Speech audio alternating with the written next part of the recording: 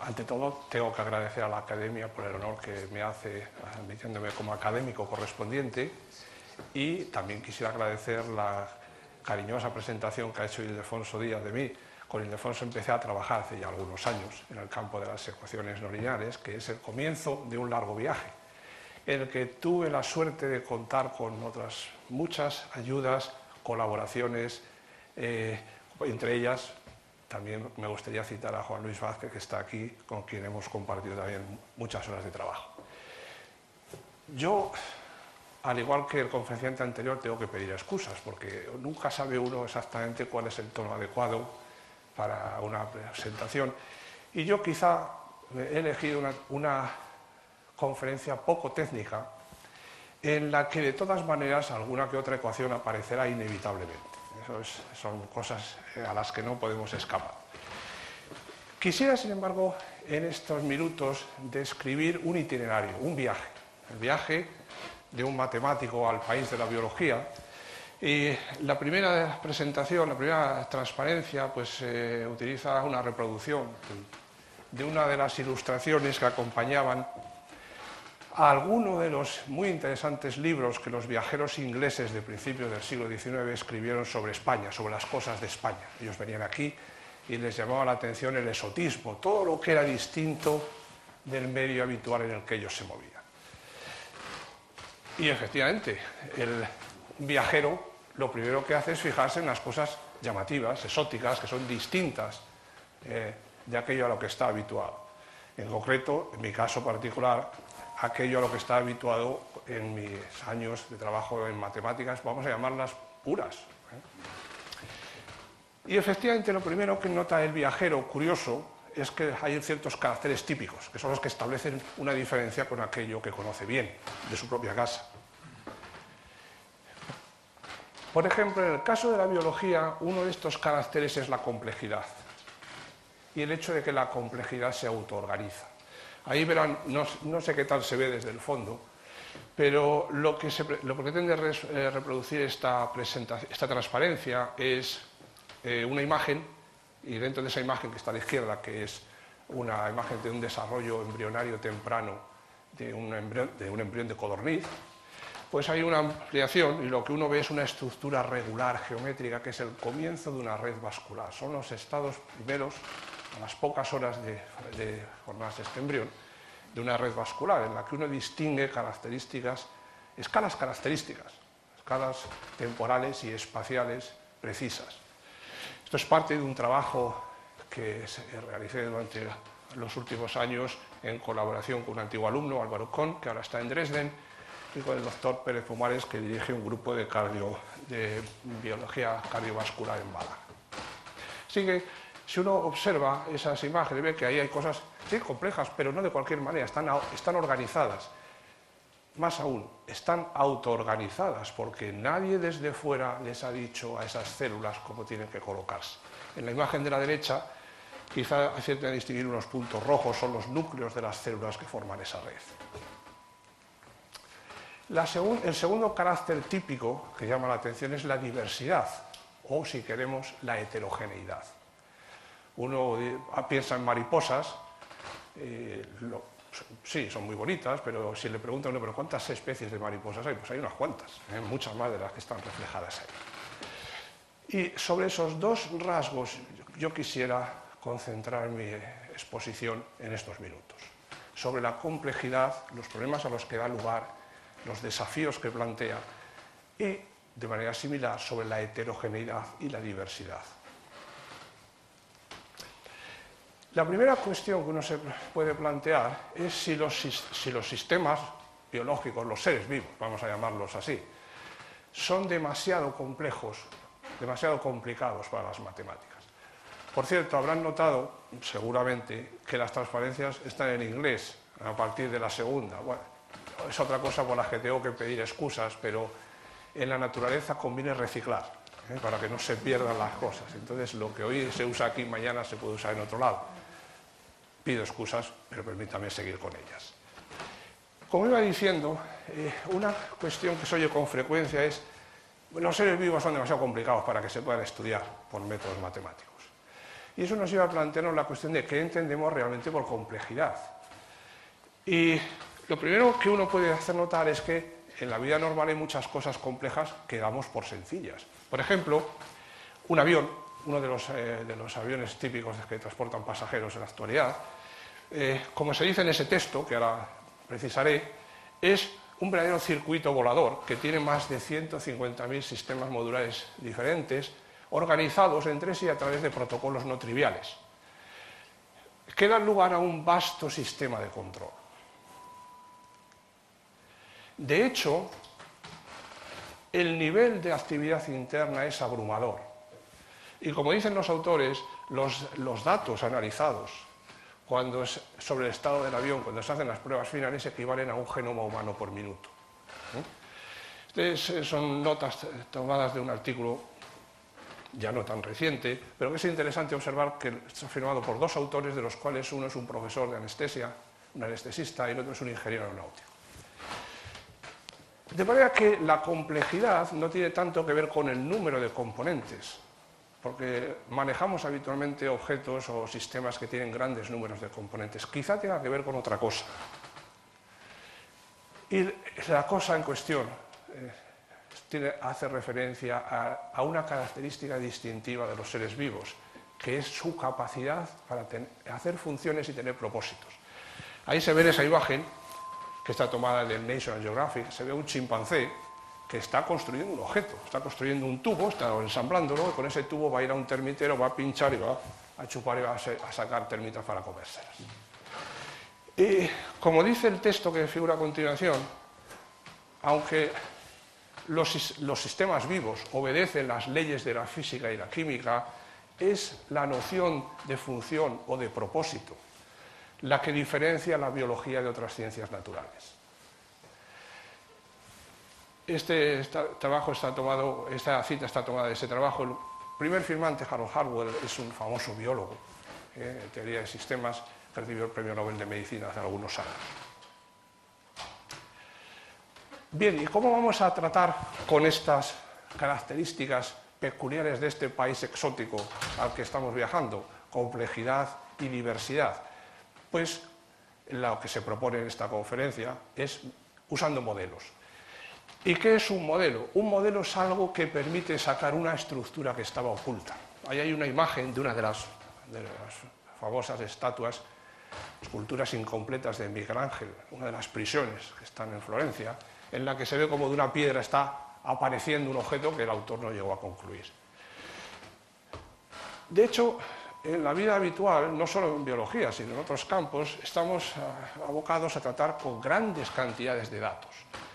Y son los modelos, la construcción de modelos, la que nos permite entender, o al menos entender mejor, qué es lo que se oculta debajo de tales montones de hechos y de datos.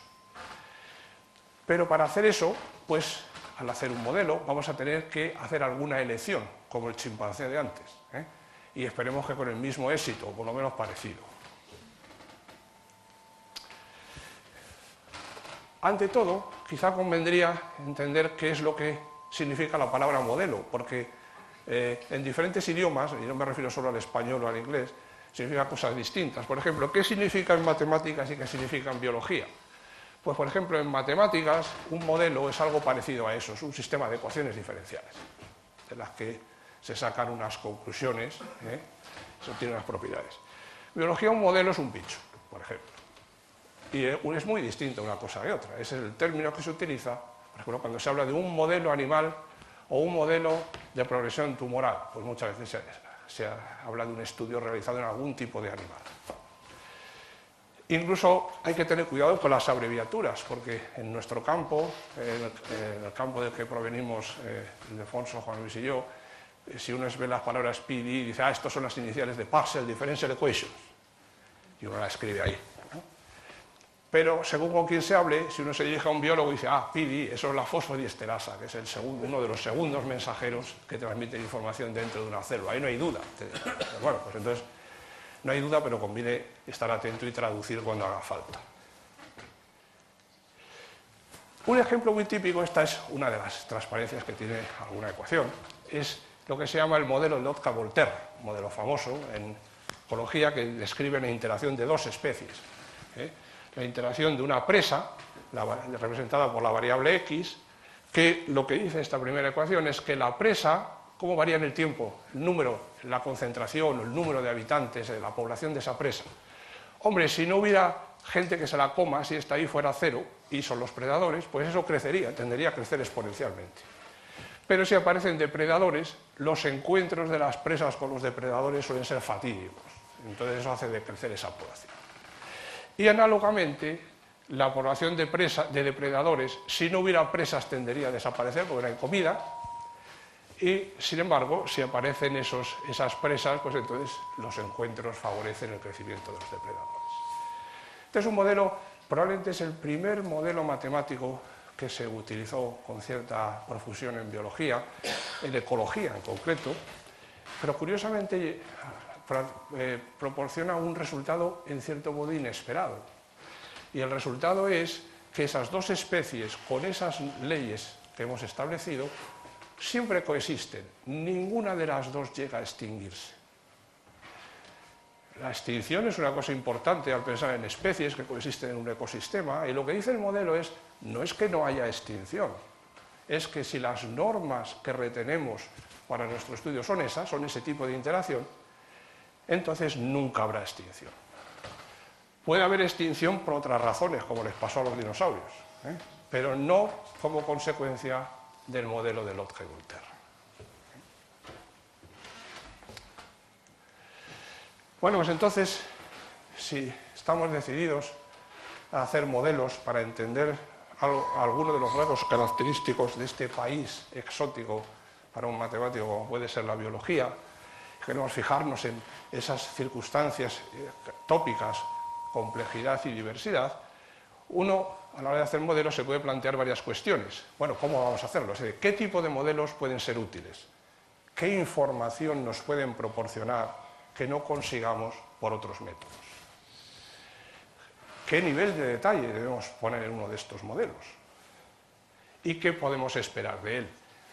Más aún, ¿qué relación hay entre modelos y experimentos? ¿Son un complemento? ¿O podemos hablar de experimentos mentales, que es una expresión que le gustaba usar a Einstein, para hacer modelos que se usaban para predecir cosas como la teoría de la relatividad, que él opinaba que una vez que la teoría estaba hecha no hacía ninguna falta comprobar, decía, sí, seguro que va a ser verdad.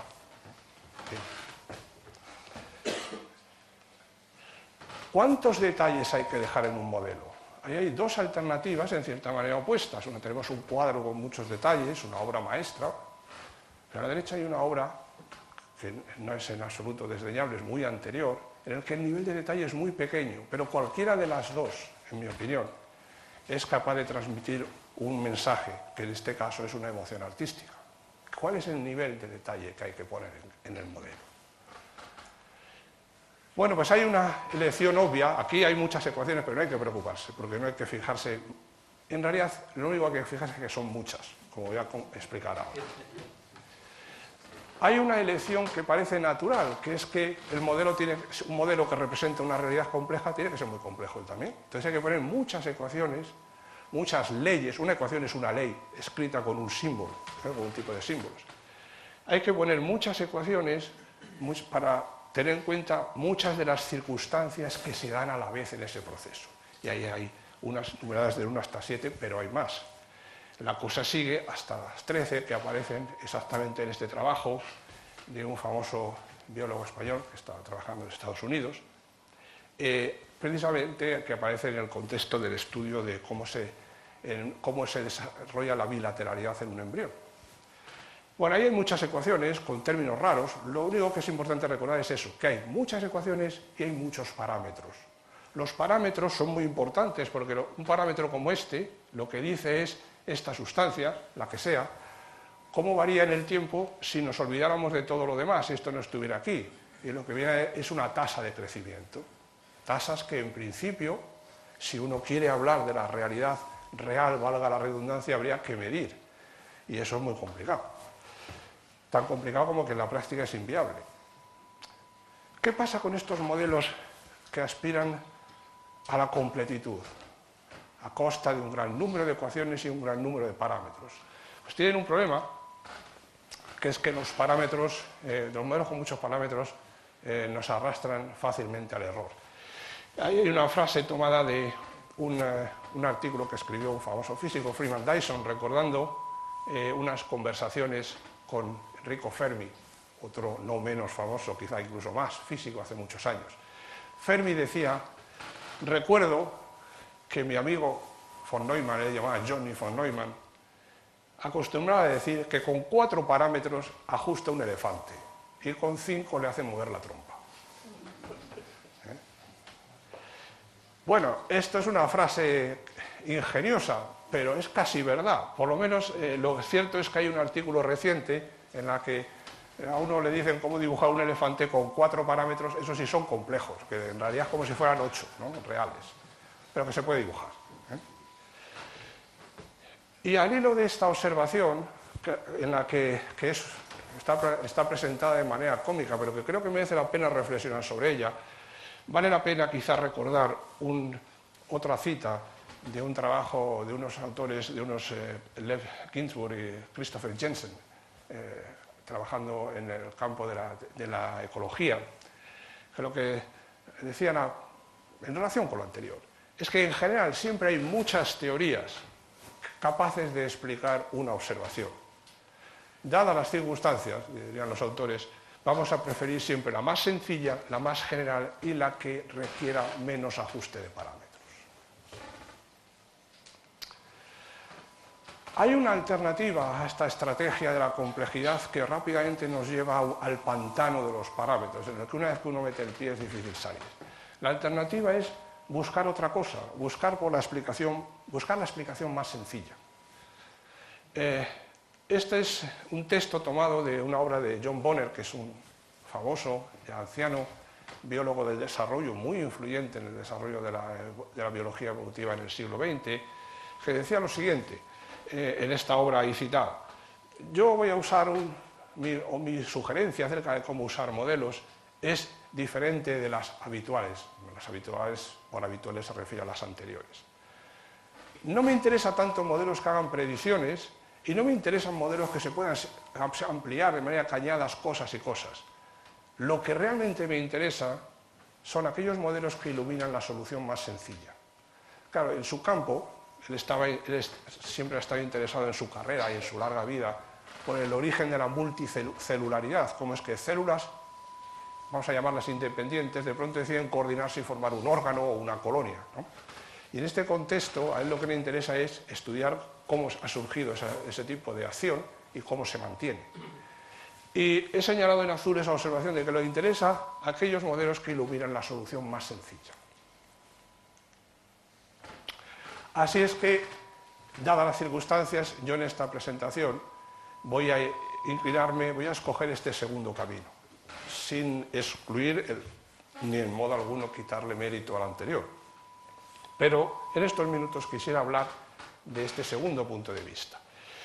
Y me gustaría citar estas frases tomadas de un trabajo de Martin Nowak y un colaborador. Martin Nowak dirige un grupo de biología evolutiva muy importante en Harvard. Decía que la estrategia de una modelización matemática exitosa es similar a lo que se llama la navaja de Occam, ¿no? Hay que empezar con el menor número de hipótesis esenciales y seguir las implicaciones rigurosamente hasta sus conclusiones lógicas. Un modelo elegante, dice el autor, con frecuencia tiene más valor intrínseco que uno muy detallado y abrumado precisamente por este detalle. Pero eso sí, hay una conclusión importante que yo creo que se puede extender a todo tipo de modelos, no solo a estos de los que estoy hablando aquí. Sí, y es la que está señalada ahí en azul, según la cual los modelos matemáticos son diferentes, difieren de las teorías meramente verbales, en que es posible dar una conexión precisa y explícita entre hipótesis y conclusiones. Ahí he puesto una cara sonriente, porque para un matemático como yo, que viene de su país, pues eso de que los modelos y las matemáticas salgan bien paradas en esta presentación, pues está bien. Aquí la cara cambia un poco, no tanto por mí, sino, en fin, digamos, por el gremio en general, porque otros autores, no menos interesantes que los anteriores, se permitieron decir lo siguiente en este trabajo. Con frecuencia son los modelos más sencillos, ODI es una abreviatura por ecuaciones diferenciales ordinarias, como las que puse antes de Lotka-Volterra. Son con frecuencia los modelos más sencillos los que forman el fundamento de la modelización aplicada en biología en la práctica. Sí, con frecuencia, un modelo muy sofisticado, esto es una afirmación muy fuerte, no es mía. Fíjense, hasta le parece mal al aparato. Me voy a separar un poco. Claro, pues por eso me voy a separar, y además hemos llegado a este tema y ya le parece mal. Lo que dice es que con frecuencia, esa frase, con frecuencia un modelo matemático muy sofisticado es esencialmente una elaboración marginal de un modelo sencillo. Bueno, todo esto habría mucho que hablar, pero quizá no es el momento aquí porque no quisiera entretenerles más de la cuenta. Bueno, pues vamos a hacer entonces la guía para viajeros en este país que estamos visitando, con viajeros con una inclinación matemática. ¿Qué es lo que uno puede hacer? ¿Qué contribución puede dar o qué puede aprender de este viaje? Bueno, quizá para lograr un resultado exitoso es conveniente primero seleccionar un problema que sea relevante en su campo y usar un modelo que sea tan simple como sea posible, pero como diría una persona que ha sido citada anteriormente, no más simple que de lo necesario, usar un modelo tan sencillo como sea posible para ser capaz de comunicarse con científicos con diferente formación. Y procurar que las conclusiones que se obtengan se puedan discutir con esas personas que trabajan en esos campos. Eso no quiere decir que les vayan a gustar las conclusiones, que les parezcan interesantes o no, pero al menos las pueden entender, las pueden discutir y las pueden refutar. Y ahora quisiera describir un ejemplo, si hubiera tiempo describiría dos, si no, con uno podría bastar, que trata de poner en evidencia cómo este tipo de ideas generales, de comentarios que he hecho, se pueden aplicar a algún caso concreto. Y el caso concreto que nos va a ocupar es la emergencia, la aparición de comportamientos colectivos en respuesta inmunológica. Este es un trabajo en colaboración con varias personas, una de ellas, Clemente Arias, que es doctor en biología y máster en matemáticas, y que ha tenido la generosidad de compartir conmigo muchas de las ideas que ahora les voy a exponer a ustedes. Hay otras personas a las que estoy muy agradecido por lo que me han permitido aprender durante este tiempo, y están enumeradas ahí, y creo que me faltará alguna, pero al menos las fundamentales creo que sí que están citadas. ¿Qué es lo que se pretende aquí? Intentar entender algunos de los aspectos cruciales de la respuesta inmunológica. ¿Y cómo? Pues aquí hay que hacer una descripción muy abreviada, lo que llamo inmunología en una cáscara de nuez, muy breve, del tema que me va a ocupar. Se trata de hablar de la respuesta inmune, y la respuesta inmune es una estrategia evolutiva muy eficaz, se ha desarrollado con los siglos, y que trata de afrontar retos, desafíos, amenazas planteadas por agentes infecciosos.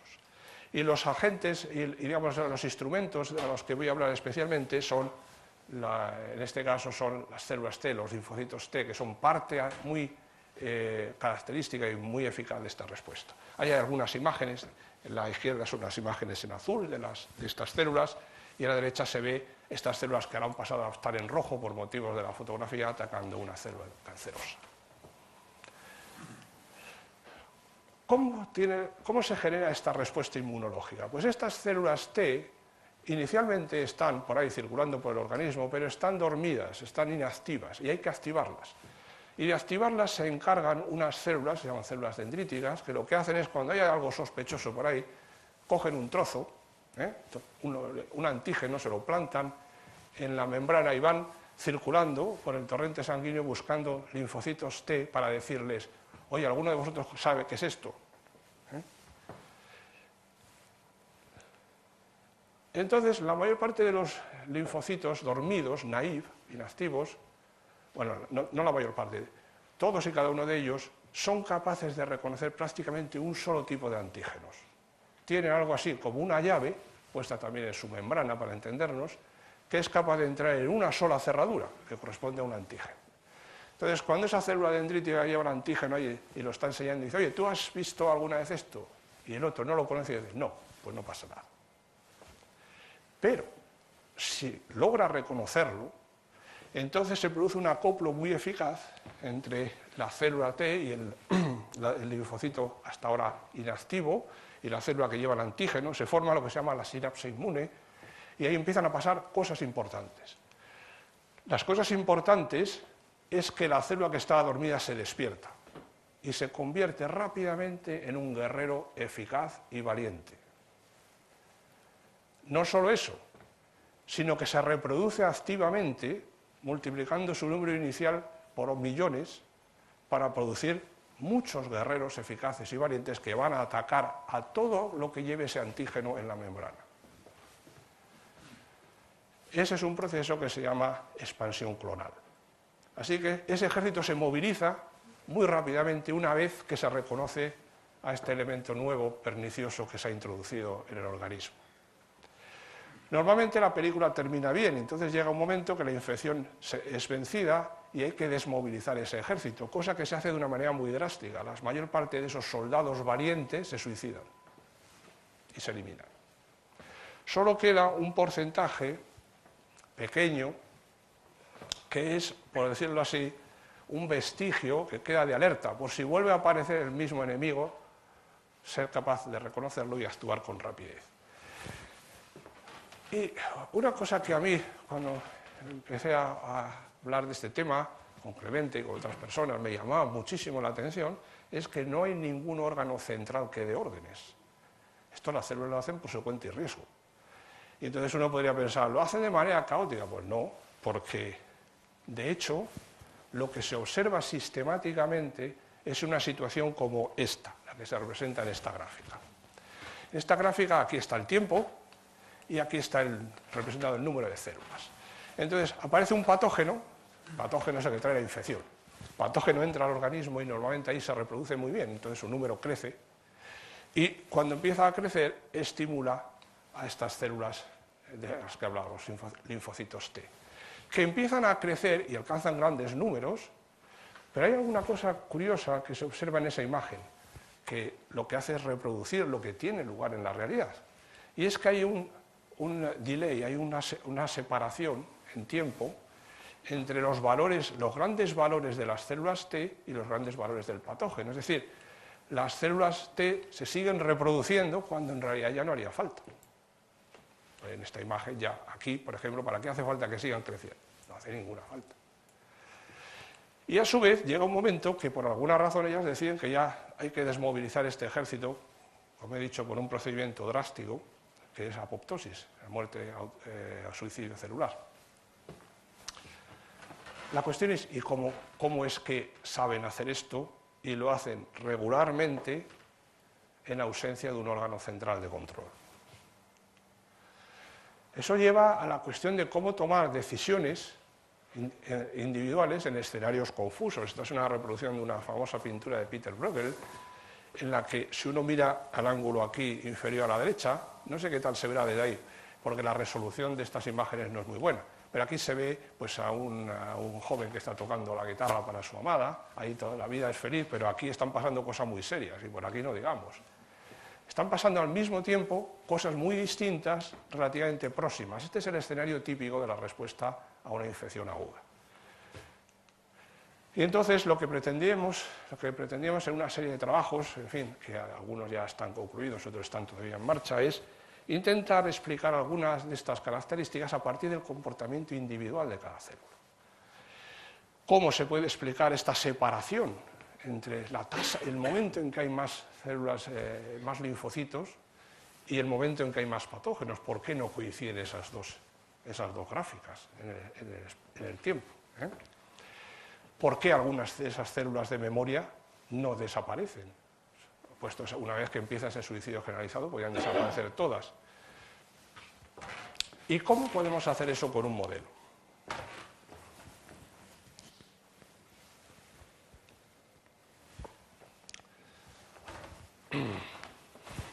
Bueno, pues Vamos a buscar un modelo que siga las indicaciones o las sugerencias de John Bonner. Vamos a buscar el modelo más sencillo que es capaz de iluminar el problema. Y para ello, los ingredientes del modelo están ahí puestos, de manera esquemática. Uno son unas figuras de la antigua mitología griega, las moiras. Las moiras eran las que miden. Son tres hermanas, que en la mitología no solo griega, indogermánica en general, deciden el destino de los hombres. Y ni siquiera los dioses son capaces de alterar sus decisiones. Hay tres. Una lo que hace es producir un hilo cuando una persona nace, la otra lo mide y la tercera lo corta cuando le parece bien. Y las dos imágenes de la Guerra de las Galaxias que están ahí, una es la Estrella de la Muerte, que es una representación de una célula con un receptor, por ahí para llegar información. Y luego hay que tomar decisiones, ya veremos quién las toma. Bueno, pues vamos a ver exactamente por qué estas imágenes me parece que son ilustrativas de este modelo y más aún de lo que realmente pasa. Y vamos a decir cuáles son las hipótesis del modelo, ya entrando en términos más detallados. La primera es un hecho observado, que es la competición entre dos inhibidores, entre dos moléculas, que tienen esos nombres, que ahora describiré RB y BCL2, es la que determina el destino de cada linfocito. Cada linfocito tiene dentro dos inhibidores, dos moléculas, cuya concentración va variando. La primera de ellas, que baja de un cierto nivel, determina el destino. Si la primera que baja es la RB, entonces la célula se divide irreversiblemente. Pero si la primera que baja es la BCL2, entonces la célula se muere. Pone en marcha el mecanismo de apoptosis. Cada célula solo decide dos cosas, si se reproduce o si se muere. Y esas dos sustancias son las iniciales de dos proteínas, la proteína del retinoblastoma y del linfoma celular 2, de tipo 2, porque ahí es donde se identificaron con más facilidad. Así que esas son las dos sustancias que dentro de cada una de ellas deciden dos acciones. Solo puede hacer dos cosas. Cada uno de estos valerosos linfocitos, que por supuesto, como vean al antígeno, a algún objeto portador de antígeno, van a por él. Y nunca se ha oído que un linfocito retroceda ante el enemigo. Mueren en la batalla, pero ninguno da marcha atrás. Pero en cada momento solo pueden hacer dos cosas, morirse o reproducirse. ¿Cómo? Y estas decisiones solo dependen de esos dos inhibidores internos, pero esos dos inhibidores internos están en contacto con el mundo exterior a través de los receptores de la membrana. De manera que las señales que llegan de fuera interaccionan con los receptores y hacen un proceso de retroalimentación, aparecen lo que se llama feedback, entre la señal externa, que rápidamente alcanza equilibrio, y estos dos inhibidores anteriores. De manera que, cuando uno ya va a escribir el modelo matemático, pues tiene que hacer una serie de hipótesis. Solo voy a detenerme unos segundos en esta transparencia para que se vea que, naturalmente, tenemos que seguir el proceso típico de modelización en matemáticas. Es decir, ¿qué variables vamos a introducir? Pues las concentraciones de las citoquinas, de las sustancias externas que transmiten información del tipo que sea, cuáles son el tipo de inhibidores que vamos a considerar, qué tipo de interacción hay entre ellos. Todo eso hay que postularlo y modelizarlo, por supuesto. Las podemos buscar incluso lineales. El modelo conviene que sea cuanto más simple posible. Y hay una propiedad importante. Las decisiones son individuales, pero hay un acoplo global, en el sentido que el patógeno que ha entrado por ahí pidiendo guerra y repartiendo antígeno, pues lo tiene que repartir. Es decir, lo que produzca se debe repartir entre todas las células, a cada una le llegará la señal que le toque. Y esa distribución entre las células es lo que da lugar al acoplo global. Es lo que hace que el problema, en términos técnicos, no sea lineal, aunque sus ecuaciones lo parezcan, y muchas lo sean. Bueno, pues, ¿qué es lo que uno observa?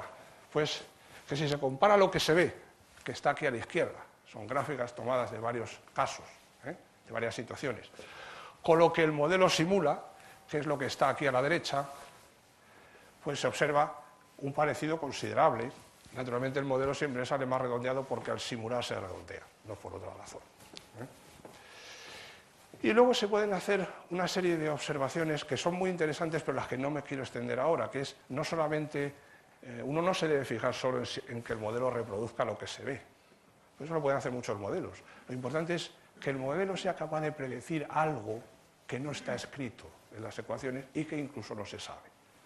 Sobre eso no me puedo extender aquí, aunque hay algunos resultados muy interesantes en este caso concreto.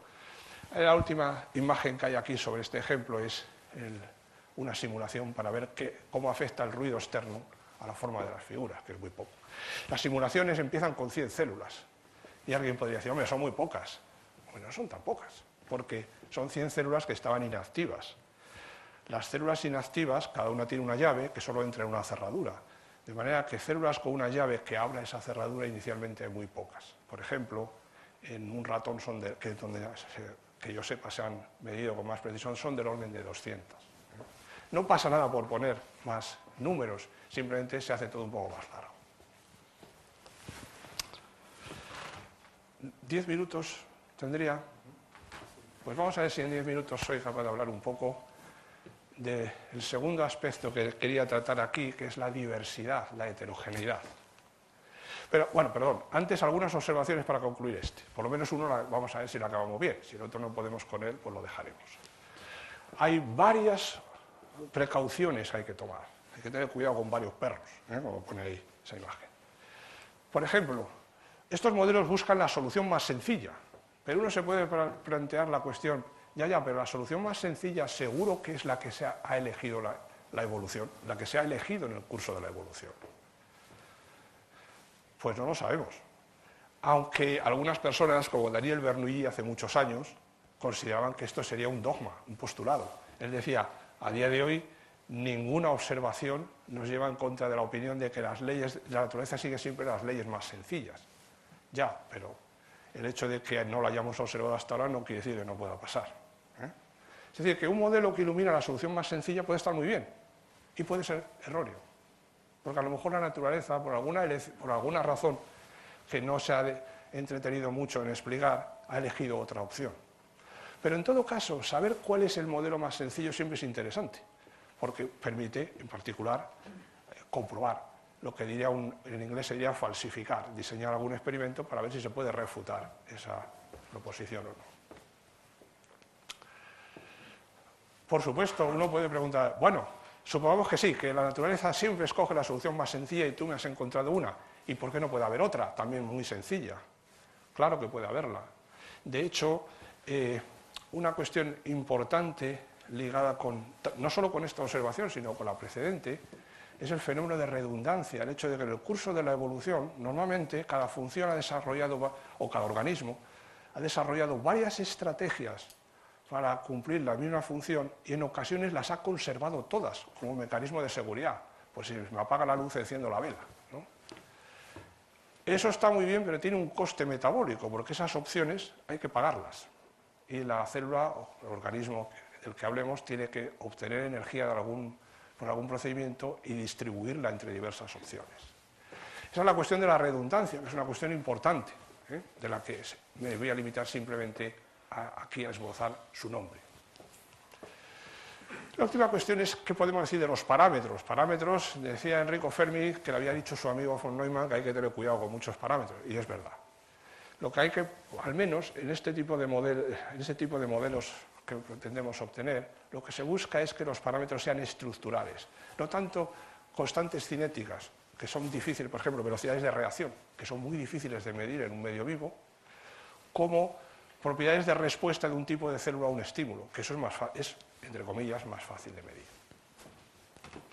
Ahora sí es cuando empiezo con los 10 minutos, que no sé si ya serán 9 o, en fin, no, a lo mejor con la benevolencia del profesor Sanserna pueden seguir siendo 10. Ya, mira, por este caso no. Esta segunda parte, forzosamente más breve, habla de un problema distinto, pero que tiene alguna relación con el anterior, como espero que podamos ver, que es cómo vivimos con una plaga. Ahí hay unos bichos que se están comiendo una hoja. Eso es un ejemplo de una plaga, algo en general indeseable, pero algo de lo que se pueden sacar algunas observaciones y algunas conclusiones interesantes. Por ejemplo, Uno se puede preguntar, ¿pero por qué son tan resistentes las plagas? Que no hay manera de acabar con ellas. O sea, te vienen unos bichos de estos, los escarabajos de la patata, nadie ha logrado erradicarlos a día de hoy. Y de hecho hay un ejemplo, este escarabajo que hay aquí, que tiene un nombre muy bonito en latín, Plutella silostella, es bueno, pues un escarabajo. Los americanos dicen que probablemente es de origen europeo, como todo lo que no les gusta. Probablemente de origen europeo, que se detectó por primera vez en Illinois pues, a mediados del siglo XIX. ¿No? Se alimenta de coles y en la actualidad está extendido por todos los Estados Unidos y causa pues, daños muy serios a las cosechas. Esta plaga ha sido tratada con una gran cantidad de pesticidas, siempre con éxito temporal. Y hace ya unos cuantos años, el parásito fue declarado, ahora veremos por quién, resistente a todos los pesticidas conocidos. No hay manera de acabar con él. De manera que una vez que se ha declarado una plaga no hay forma de exterminarla. Pero lo que se puede hacer, los tratamientos de hecho los tratamientos que se usan en la actualidad ponen límites muy estrictos en el uso de pesticidas, y lo que se trata es simplemente de limitar el daño que pueden infligir a una cosecha. Y eso son parte de las instrucciones de una estrategia que uno puede encontrar en la página web de una agencia americana, en la que se describe lo que se llama el tratamiento integral de plagas, lo que podemos llamar terapia adaptativa. Algunas de las líneas generales de esta terapia o de este tratamiento de plagas, que vienen allí escritas con todas sus letras, dicen cosas como esta: la erradicación total de una plaga invasora y diseminada es imposible. ¿Por qué? Porque la heterogeneidad de los fenotipos, la diversidad de subpoblaciones dentro de una misma población, no hay un solo escarabajo, hay diversas clases de ellos. Esa diversidad, esa heterogeneidad de la especie invasora se traduce en que a la hora de la verdad siempre hay alguna subpoblación que resiste a cualquier tratamiento.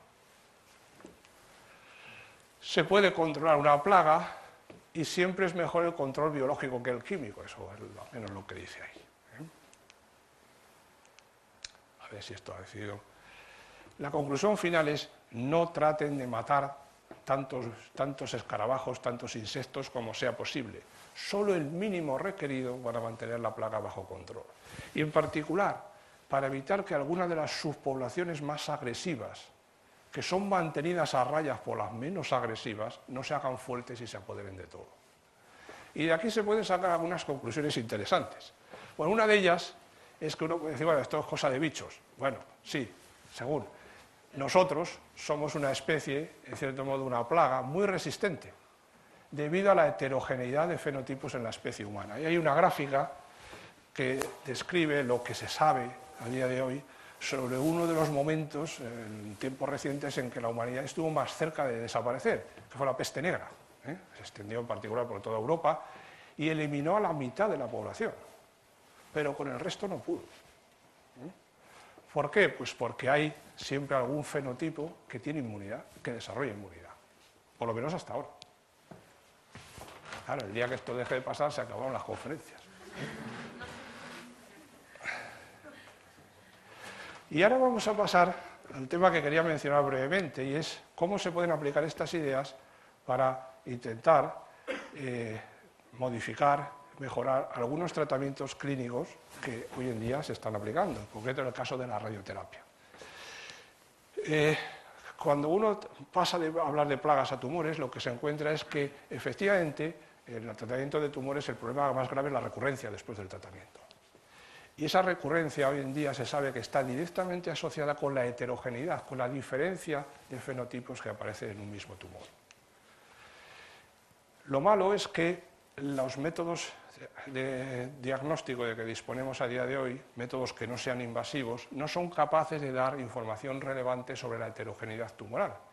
A partir de un CT o de un TAC no es posible obtener información salvo en algunos casos muy específicos. Hay una técnica que se llama PET, que permite distinguir simplemente, tras inyectar un contraste, qué células están en proceso metabólico activo, reproducciones y cuáles no, porque brillan, entonces se las detecta. Perdón. El problema de todo esto es que lo que hace realmente grave a muchos tumores es su heterogeneidad, la heterogeneidad de sus componentes, y sin embargo a día de hoy todas las técnicas que se aplican los consideran como homogéneos, consideran que no hay más que un tipo y para él se diseña una estrategia. Esta es una relación un poco entre ambas cosas. Esta es una gráfica que se ve mal, desgraciadamente, pero que voy a tratar de explicar rápidamente. Esto es una estadística que lo que representa son los cambios en las tasas de mortalidad en Estados Unidos. Estados Unidos tiene estadísticas centralizadas y la Unión Europea todavía no las tiene, por eso es por lo que me refiero a estas. En los años 50, que están en negro, y en el año 2001, que es cuando se hizo este estudio, que está en gris. Entonces, por ejemplo, en enfermedades cardiovasculares, como se ve, la tasa de mortalidad ha decrecido mucho, enfermedades cardíacas, enfermedades cardiovasculares también, neumonía también, pero un cáncer no. La tasa viene a ser prácticamente similar. ¿Y eso a qué se debe? Pues, como decía, a que la mortalidad o los problemas más graves provienen de la resistencia, aparición de resistencia al tratamiento, que viene de la heterogeneidad. Y esa heterogeneidad, en cierta manera, es inevitable si uno piensa que un tumor pequeño, entre comillas, de unos 10 gramos, tiene más células que hombres, personas viven en la Tierra. Y que muchos tumores presentan, una vez detectados y analizados, entre 10 y 200 diferentes mutaciones, son como diferentes subpoblaciones. Estos son estudios que se deben, en los que fue pionero un matemático, que es Bert Vogelstein, que él hizo la carrera de matemáticas y cuando llegó el momento de hacer la tesis, dudó y dijo, no, voy a hacer la carrera de medicina. Después de matemáticas hizo medicina y hoy dirige un centro de investigación en Johns Hopkins, en Estados Unidos. Si uno piensa que las Naciones Unidas tienen aproximadamente unos 200 estados, pues se da cuenta de que en esta pequeña unidad de la que estamos hablando hay mucha diversidad. ¿Y qué es lo que se ha sugerido recientemente no tan recientemente, ya hace más de 20 años quizá, pero las cosas les cuesta tiempo progresar, como posible estrategia alternativa para tratar esos casos reticentes? Pues cambiar de estrategia, efectivamente, y no tratar de eliminar, sino hacer lo mismo que con los escarabajos, intentar simplemente que las cosas no se escapen de nuestro control y se mantengan en un estado de enfermedad crónica. Entonces, todo eso está muy bien, pero entonces la cuestión es, pero hay que ir acabando. ¿Hay alguna conclusión aquí interesante? ¿Podemos predecir de alguna manera esa heterogeneidad intratumoral y su evolución en el tiempo? Y lo podemos hacer mediante algún modelo matemático. Siempre pensando en esta estrategia del divide y vencerás. Lo que se trata es, en los casos recalcitrantes, de mantener ese tumor agresivo bajo control, en el sentido de que no se trata de eliminarlo, intentar eliminarlo puede ser peor. Lo que se trata es de mantener un estado controlable en el que las líneas que son menos resistentes a la terapia y para ello utilizan menos recursos del medio, predominen sobre las más resistentes que para construir resistencia necesitan más energía del medio y por tanto en circunstancias normales están dominadas por las primeras.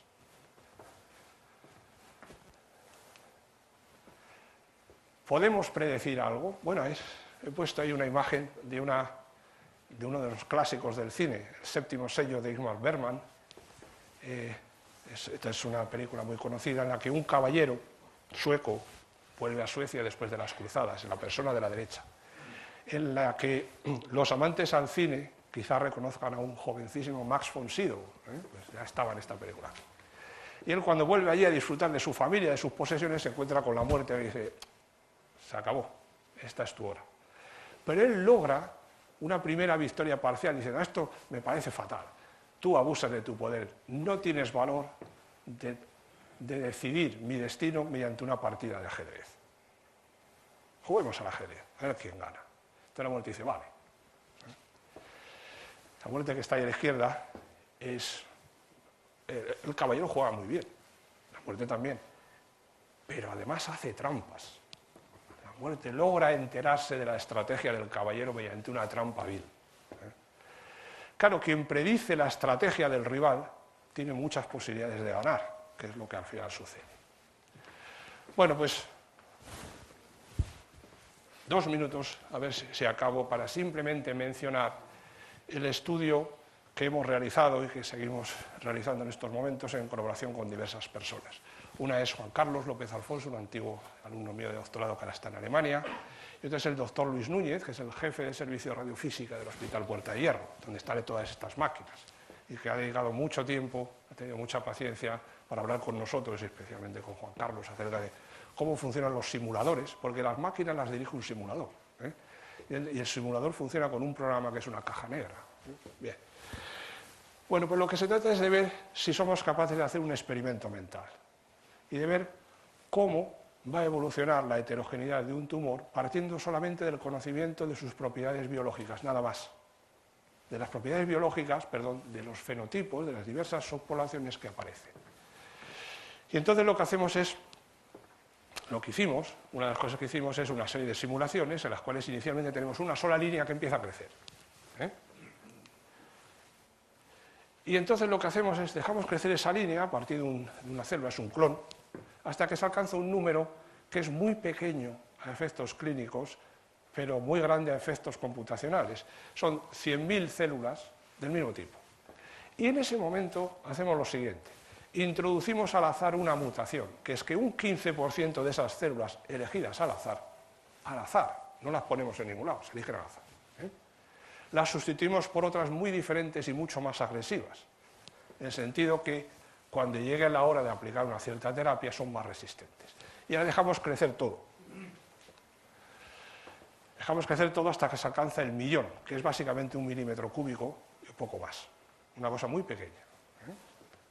Entonces ahí tenemos en verde las células iniciales que se reproducen más rápidamente, las otras se lo toman con más calma, pero son mucho más resistentes después al tratamiento que se aplique. Y todo eso lo hacemos, el crecimiento se hace mediante la simulación pues, de un modelo matemático, como es lógico. En este caso es un tipo de autómata celular, en una red. Voy a pasar rápidamente sobre esto para poder acabar, no ya en tiempo, pero por lo menos sin pasarme demasiado. Entonces las hipótesis que hacemos son las hipótesis que se consideran como dogma, entre comillas, en la literatura. Que las células del primer tipo, que son menos resistentes, se reproducen con más facilidad, pero solo un número finito de veces. Mientras que las del segundo fenotipo se reproducen más lentamente, pero muchísimas veces, infinitas veces en la práctica. No tienen límite. Y uno podría pensar, entonces la cosa está clara, lo que va a pasar es que las segundas se lo comen todo, lo llenan todo. Y la respuesta que da el modelo, que no es lo que a lo mejor uno espera, la respuesta que da la simulación es que no, por la competición por espacio. Lo que ocurre es una cosa muy llamativa, y es que cuando se hace crecer ese objeto, las más resistentes quedan concentradas en el interior, porque como las otras se reproducen con más rapidez, las superan, crecen más allá de ellas, de manera que quedan concentradas en el interior. Y entonces esto inmediatamente sugiere una estrategia. En vez de aplicar una radioterapia homogénea, la misma dosis a todo el tumor, lo que uno hace es dar un poco más en el centro y menos en los bordes, con lo cual la cantidad total de energía empleada es menor y los daños colaterales también son menores. Esta imagen lo que dice es que a la izquierda tenemos el caso heterogéneo, de la terapia heterogénea, en la que se ven estas gráficas. Este es el número, verde son el número de las células del primer fenotipo y en rojo las del segundo. Y aquí están las sesiones de un tratamiento habitual, 20 sesiones con una dosis que se mide en Grays, 2 Grays, 5 veces a la semana. Se observa que aquí hay unos picos. Claro, es que cuando llega el viernes, como no se le da terapia, pues la cosa vuelve a crecer hasta el lunes. Eso es lo que suele pasar. Pero aquí hay control y sin embargo aquí no. Aquí, como se ve en ambos casos, con la misma dosis global, en un caso hay control y otro no, porque la primera está adaptada a la estructura interna y la segunda no. Bueno, pues ahora sí que estimo para acabar. Queda esta y la siguiente, que es la despedida. ¿Qué es lo que yo quisiera llevar como mensaje al auditorio que tan pacientemente ha llegado hasta aquí? Pues creo, no solo lo creo yo, pero yo lo creo en particular, que las matemáticas o los métodos matemáticos pueden ayudar a entender mejor aspectos muy importantes, problemas muy importantes en biología y medicina. Y que parece que formar equipos interdisciplinares que puedan hablar entre sí, con el riesgo de que pase lo que en este edificio famoso. Claro, o encontramos un lenguaje común o aquí al final esto es un lío. Ese es un riesgo. Pero el que exista el riesgo no significa que no merezca la pena afrontarlo. Y ahora, esto sí que es el final, 2 consejos o 2 sugerencias para los jóvenes que, como suele ser el caso, están al fondo de la sala. En el caso del crecimiento de los 2 fenotipos, el más serio, el más peligroso va siempre al centro. En el caso de las conferencias, los jóvenes, cuando más jóvenes, se van más lejos. Pues hay 2 sugerencias. Una es buscar la simplicidad, buscar la sencillez, pero no la facilidad. Un modelo simple no tiene por qué ser fácil. Puede llevar mucho tiempo quitar por ahí cosas hasta que quede algo que parece simple y que lo es. Lo es una vez elaborado. Esta no sé qué les parecerá. La segunda seguramente les va a gustar más, porque el segundo consejo es que en cuanto puedan viajen a Roma. Hay que ir a Roma y ver algunas cosas interesantes que hay allí, que no solo son los museos vaticanos ni el Coliseo. En particular, hay un lugar fantástico que es la Basílica de San Clemente, que está justo detrás del Coliseo. Es una basílica que tiene 3 pisos. El piso inferior, que está cerca de una fuente subterránea, es un templo de Mitra, una divinidad antigua anterior al cristianismo. El piso intermedio es una basílica paleocristiana. Y el superior, que es el más nuevo, que es del siglo XI, eso ya es una modernidad para Roma, pues es un templo de época normanda. Hay 3 estructuras ahí superpuestas. Cada una de ellas es fascinante, pero en particular en una de ellas, en la basílica paleocristiana, donde hay varios enterramientos, está enterrado un fraile que fue bibliotecario vaticano y que fue responsable de la recuperación de gran parte de esas ruinas prerromanas, de esas ruinas mitraicas que se pueden visitar hoy en día allí. Y se hizo enterrar con un epitafio tomado de uno de los manuales que estudiaban los alumnos de la Sorbona cuando estudiaban la escolástica en la Baja Edad Media. Ese epitafio está escrito en un latín un tanto macarrónico, ya está copiado de aquel texto, y por tanto me voy a permitir hacer una traducción bastante libre, pero creo que refleja el espíritu de lo que ahí se dice. El texto que figura en la tumba de Leonard Boyle dice: apréndelo todo. Ya verás cuando pase el tiempo que nada es superfluo. Una ciencia fragmentaria y limitada no te hará feliz. Bueno, pues muchas gracias por todo.